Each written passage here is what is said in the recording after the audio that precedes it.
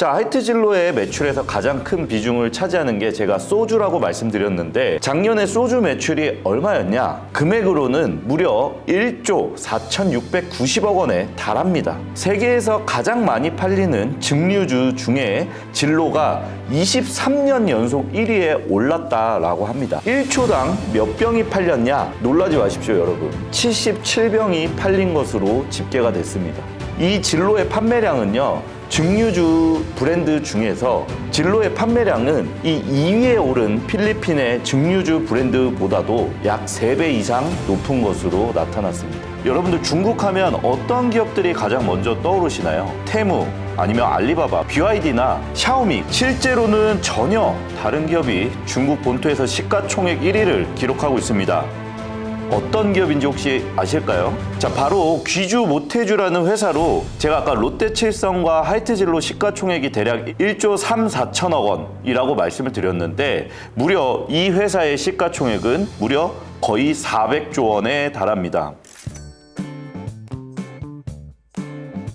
자, 먼저 이 소주의 공장에서 그럼 제조 원가는 얼마일까요? 여러분들 한번 생각해 보신 적 있나요? 소주의 제조 원가는 병당 550원에서 600원 정도가 소주의 제조 단가입니다. 소주병, 박스, 포장 등의 비용이 100원가량 포함된 금액인데도 600원가량밖에 되지 않습니다. 여러분들이 소비하는 소주 가격과는 굉장히 괴리가 있어 보이죠? 자, 소주에는 제조 가격의 72%의 주세와 그리고 21.6%의 교육세가 붙고 있는데요. 여기에 또 출고 가격의 10%인 부가가치세가 더해지게 됩니다. 자, 이렇게 제조 원가에서 방금 말씀드린 세금이 포함된 소주의 가격은 1,100원대에서 1,200원대로 올라가게 됩니다. 제조사에서 만든 소주는 주류 도매상을 통해서 음식점에 공급이 되는데요. 이 주류 도매상들이 보통 유통마진으로 23%에서 25%의 마진을 붙이고 있습니다. 유류비, 운송비, 그리고 그에 따른 인건비 등을 포함한 금액입니다. 자, 결과적으로 주류 도매상들이 이러한 원가들을 다시 소주 가격에 얹게 돼서 음식점에 공급하는 소주 가격은 1,400원에서 1,500원대 후반 정도가 되게 됩니다. 자, 음식점들 이렇게 싸게 사오는 소주를 왜 이렇게 비싸게 팔까요? 자, 음식점에서는요, 입고된 소주의 판매 가격을 음식점 운영자의 재량에 따라서 결정하게 되는데요. 사실상 근데 모든 음식점들이 거의 같은 소주 가격을 지향을 하고 있죠. 일반적으로 업계에서는 서울 번화가를 기준으로 봤을 때 이 공급받는 가격의 3배 정도를 이 음식점에서 판매하는 소주의 평균적인 소매 가격으로 보고 있습니다. 자, 그럼 음식점에서 소주를 병당 6,000원에 판매하게 될 경우 음식점의 마진은 얼마나 남을까요? 자, 6,000원에 판매될 경우에는 음식점이 가져가는 금액은 아까 말씀드린 입고 원가 1,500원에서 1,600원을 제외한 4,400원이 남게 됩니다. 70% 정도의 마진이 발생하게 됩니다. 제주도로 관광 온 중국 관광객들이 편의점에서 사온 소주를 음식점 안에서 소비하려다가 한바탕 해프닝이 있었죠. 제가 아는 한 사장님은 서울역 앞쪽에서 감자탕집을 운영을 하시는데 그 감자탕집에 찾아오시는 기자님들이 그렇게 고맙대요. 제가 왜 그러냐라고 여쭤봤더니 기자님들은 오셔서 절대 안주를 많이 안 드신다고 합니다. 그 자리에서 감자탕 하나 시켜놓고 소주를 막 인당 3병에서 6병씩 막 드시다 보니까 제가 음식점주 입장이라도 참 신날 것 같습니다. 왜냐하면 감자탕에 들어가는 원가보다 소주만 내어드리는 원가가 훨씬 싸기 때문에 그러겠죠. 자, 그래서 한국 이 외식업 중앙회에서는요, 우리 사장님들에게 가격 인상을 그래도 최대한 좀 자제를 해달라고 당부를 하고 있습니다.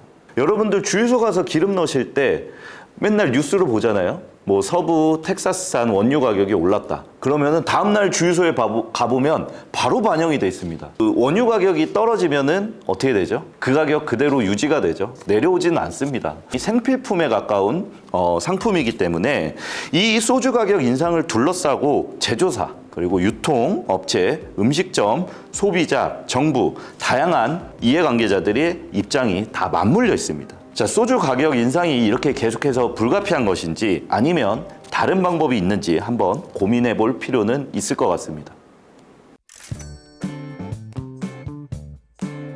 제가 지방에 출장 가서 음식점에서 참이슬을 달라고 했는데 음식점 주인분이 굉장히 뚱한 표정으로 참이슬을 여기서 왜 찾냐라는 표정으로 쳐다보셨던 게 생각이 나요. 자, 근데 이 최근 이 국내 소주 시장의 변화에 따라서 지방 소주 회사들이 굉장한 어려움을 겪고 있다고 하는데요. 대표적으로 무합, 금복주, 대선주조, 선양소주, 부산과 경남을 기반으로 하는 무학의 경우에는요, 지난해 매출이 4.1%나 감소했습니다.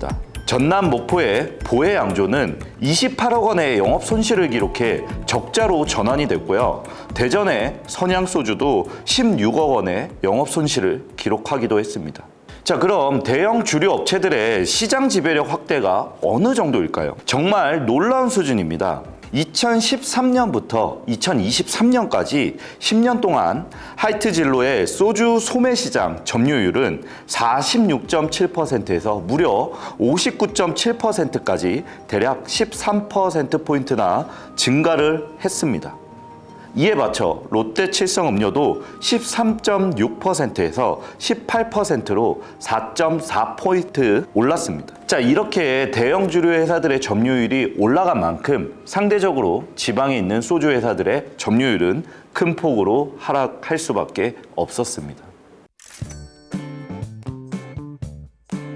국내 주요 주류 회사에서 가장 오랜 역사와 그리고 가장 높은 소주 점유율을 차지하고 있는 하이트진로의 사업 부분은 크게 4가지로 나눠볼 수 있습니다. 자, 첫 번째로는 소주, 두 번째로는 맥주, 그리고 생수, 그리고 기타 부문, 이렇게 4가지로 이루어져 있는데요.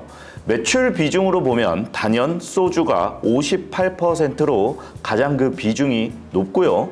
그 다음이 맥주 33%를 차지하고 있습니다. 여러분들이 가장 잘 아는 소주 브랜드죠. 참이슬은 해외 시장에서도 인기를 얻고 있고요. 진로는 2023년 1월에 제로슈거 제품으로 리뉴얼하며 건강을 중시하는 소비자 트렌드에 대응하고 있습니다. 맥주 부분에서는 테라와 켈리 브랜드를 중심으로 시장을 공략하고 있고요. 소주 부분에서는 전통적인 참이슬과 진로를 통해 국내외 시장을 공략하고 있습니다. 하이트진로에서는 생수 시장에서도 진출하고 있는데요. 국내 먹는 샘물 시장은 연평균 12% 이상 성장하며 2023년에는 대략 2조 원을 상회할 것으로 전망되고 있습니다. 자, 하이트진로의 매출에서 가장 큰 비중을 차지하는 게 제가 소주라고 말씀드렸는데 작년에 소주 매출이 얼마였냐? 자, 2023년 연결재무제표 기준으로 소주가 전체 매출의 58%를 차지하고 있는데요. 금액으로는 무려 1조 4,690억 원에 달합니다. 세계에서 가장 많이 팔리는 증류주 중에 진로가 23년 연속 1위에 올랐다라고 합니다. 자, 지난해 하이트진로가 전 세계에서 9,740만 상자, 즉 상자당 9리터의 소주 기준으로 판명이 됐는데 이 집계치에 따르면은 1초당 몇 병이 팔렸냐? 놀라지 마십시오, 여러분. 이 하이트진로의 소주는 1초당 77병이 팔린 것으로 집계가 됐습니다. 이 진로의 판매량은요, 증류주 브랜드 중에서 전 세계에서 1위지만 그 2위와 격차는 얼마 정도 차이가 나냐? 진로의 판매량은 이 2위에 오른 필리핀의 증류주 브랜드보다도 약 3배 이상 높은 것으로 나타났습니다. 자, 우리나라 국민술답게 소주가 하이트진로 매출의 절반 이상을 책임지고 있는 이유이기도 합니다. 자, 여기서 재미있는 점은 무엇일까요? 바로 하이트진로의 맥주와 소주 간의 매출 격차입니다. 소주 매출이 맥주 매출의 거의 2배에 달한다는 점이 눈에 띄는데요. 하이트진로의 석수는 전체 매출의 6% 정도를 차지하고 있고 금액으로는 무려 1,500억에 달하는 매출을 기록하고 있습니다. 주류 회사에서 생수의 판매량이 이렇게 높은 비중을 차지한다는 것도 흥미롭지 않으신가요? 자, 바로 2024년 1분기 매출이 다시 증가세로 돌아섰다는 겁니다. 자, 소주의 1분기 매출은 3,748억 원으로 전년 동기, 즉 2023년 1분기 대비 대략 2.3%포인트가 증가했습니다. 2024년 1분기에 다시 왜 늘어났을까요? 자, 하지만 올해 2024년 들어서면서 진로에서는 새로운 제품 진로 골드 출시 등으로 소비자들의 관심을 다시 끌어올리는 데 성공한 것으로 보여집니다. 자, 다음으로 맥주 부분은 어땠을까요? 저는 이 부분이 정말 흥미로웠는데요. 바로 켈리와 관련이 높기 때문입니다. 자, 2022년 맥주 부분의 매출은 7,800억, 영업이익은 210억이었습니다. 자, 근데 2023년 이 맥주 부분의 매출은 8,200억 원가량으로 늘어났지만 맥주 부분의 영업이익은 오히려 마이너스 77억의 적자를 기록했는데요. 왜 이런 일이 벌어졌을까요?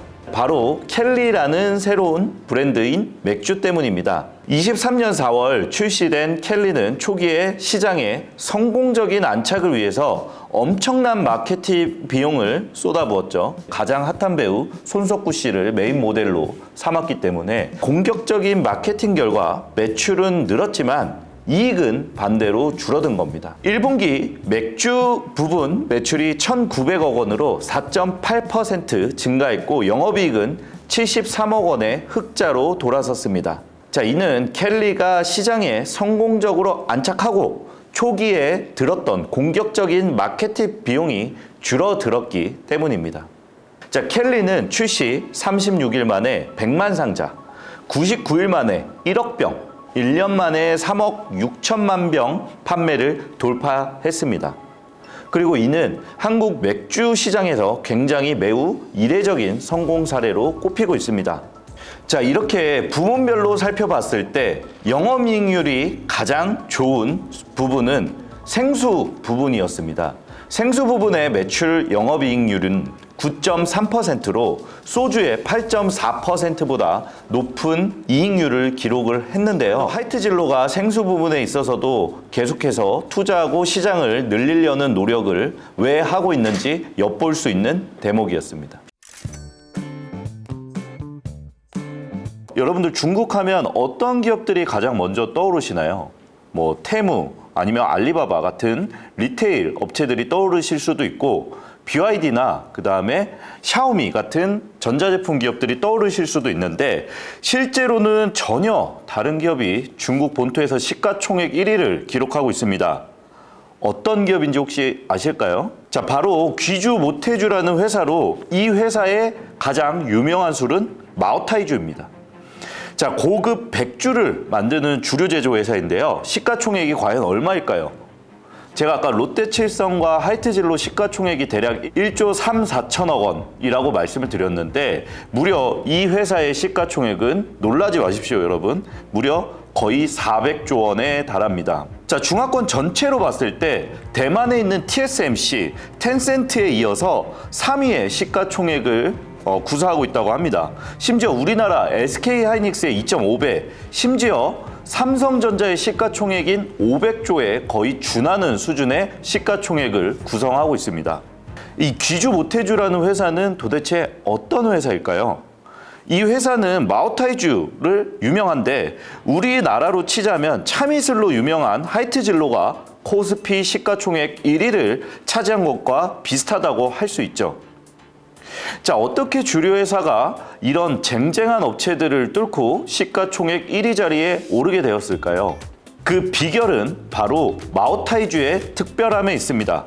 한 병에 40만 원씩이나 하는 굉장히 유명한 최고급 명주로 손꼽히는데요. 여러분 혹시 40만 원짜리 마오타이주 드셔보신 적이 있으신가요? 이 마오타이주의 성공 비결의 두 번째 요소는 품질에 대한 고집입니다. 마오타이주는 오직 중국에 있는 귀주성 마오타이진이라는 특정 지역에서만 생산이 되는데요. 독특한 환경이 마오타이주만의 특별한 맛을 만들어낸다고 합니다. 그래서 다른 곳에서는 절대로 만들어내지 않는다고 합니다. 그래서 제가 재무 정보를 확인을 해봤는데요. 정말 놀라운 수익률이 나왔습니다. 자, 이 귀주 모태주의 매출 총이익률은 92%입니다, 여러분. 매출 원가는 단 8%에 불과합니다. 순이익률은 54.4%나 된다고 하는데요. 정말 놀라운 수준이 아닐 수 없습니다.